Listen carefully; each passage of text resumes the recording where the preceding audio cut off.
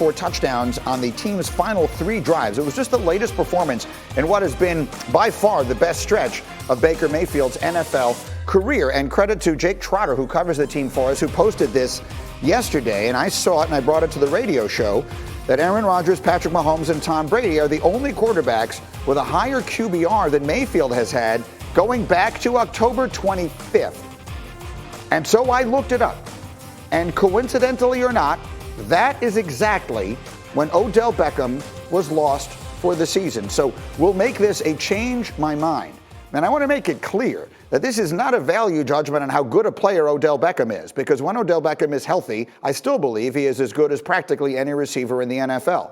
But I think it cannot be overlooked that Baker Mayfield has just flat played better since Odell left. And my theory is that sometimes some quarterbacks need to be the number one guy on their team. Some of them just do it naturally, and others may have a little more difficulty with that. And it feels to me like that has been the scenario here in Cleveland. One way or another, I think it is just inarguable that Baker Mayfield has been better since Odell Beckham went out. Dominique Foxworth, do you want to change my mind?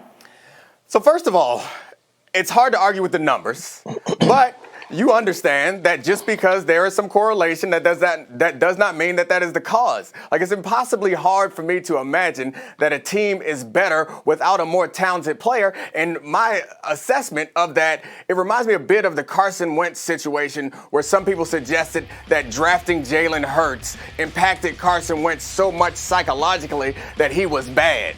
Now, so if you're arguing that having possibly one of the best receivers in the game on your team, and whatever his personality is, it's so big that your quarterback can't handle it, that it makes him bad, like that to me suggests, it says more negative about the quarterback than it does about the receiver. So it does, I find it hard to believe that Baker Mayfield, a guy who's out there and brash and attracting all this attention and seems to thrive on the trolling, that Baker Mayfield is intimidated by Odell Beckham's presence so much that he forgets how to throw the football. Like, I feel like there are a lot of other reasons why Baker is playing well, and maybe Odell being out is part of it, but it is the tiniest part of it. It's not worth us giving it the credence that I feel like you're trying to give it.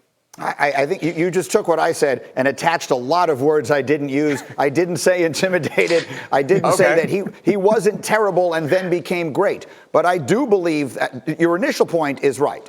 Is there a correlation or is there a cause? That is the question we're trying to get to the bottom of, and it feels more and more to me like it is the cause. Desmond Howard, what do you think? I put it to you like this. This is the holiday season, right? So you have toys as a child. And then during the holidays, you get a special toy. Well, you get this new toy, and the inclination is, I want to play with this new toy. I want to try it out. And then you don't really give a lot of attention to your old toys. That's Odell Beckham coming to the Browns. So you get this transcending type of talent. This guy is a guy who the offensive coordinator says, when I'm game planning, I got to work him into the game plan. We got to get it to him. And so the quarterback is saying, okay, I got this new toy. I got to get the ball to him. I got to, feature this guy. When he's gone, now everything is more balanced. Now you can play with all your old toys. Everything has more harmony and things go smoother. So now with Odell Beckham Jr. out, there are more balanced offense. You don't feel as though you need to force the ball to a particular receiver. Now you got Travis, you got Peoples-Jones, Jarvis you got Landry, everybody else who now you can throw the ball to, and you got a great running game too.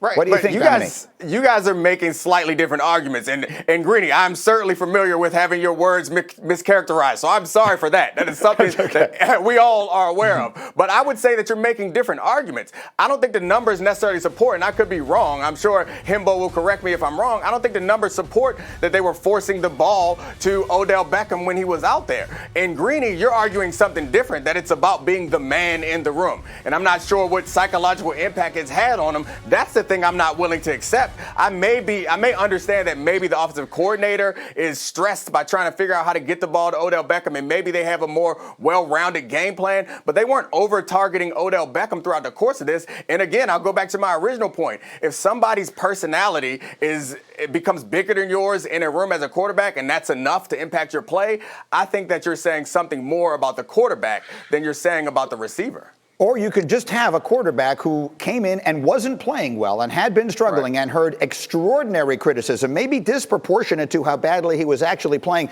because he made himself such a target by being so brash and by having all the commercials and planting a flag and winning the Heisman and being the #1 pick and all those things that come with it. And so all of that negative attention is out there, and it is difficult for him to take over the room, to be like, all right, guys, follow me. I'm the man, and I'm going to lead us where we want to go. Now, again, I'm just supposing all of these things, but it does make sense to me because anyone who's ever been around Odell Beckham, who was a brilliant player, knows that when he's in the room, a lot of the attention is on Odell. That's just the nature of who and how he is. I mean, I love all of Odell's brashness. I love all his commercials, and anyone who says that because he's not playing well, he should stop that, should shut up. But that argument you just made suggests to me that it's better to have Odell Beckham on the team, because Odell Beckham is then that lightning rod. Odell Beckham is the guy we're talking about doing these things off the field and doing these things on the sideline, and we are superimposing all these thoughts on Odell Beckham that we have about other people, and Odell Beckham attracts that attention. I would argue that having Odell Beckham gives Baker Mayfield the space to focus on these other things, because when Odell Beckham goes out, you know who we blame? We don't have that easy scapegoat of pointing at the diva wide receiver. We blame Baker Mayfield. So I would argue that your point, like it doesn't make sense to me necessarily. You want that lightning rod there. You want that attention grabber.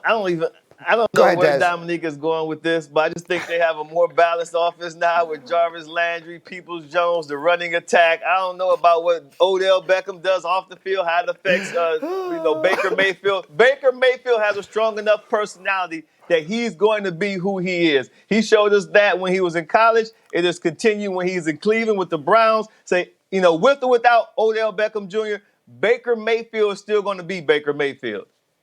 Okay, well, let's leave it there. It doesn't. Maybe you guys have changed my mind. It's something to throw around. It's a good discussion. We'll continue to have it. Meanwhile, let's run the hurry up through a bunch of other storylines that are out there. Graziano, I'm coming back to you. This week, Stafford has a history of toughing out injuries, but this one could be difficult. It may be that they need a backup quarterback to start for Detroit this weekend. More optimistic in Washington on starting quarterback Alex Smith, who suffered a calf injury in Sunday's game. They believe he will be able to do some work in practice this week. Obviously, they're always going to be careful with Alex Smith, the leg injury, given the history.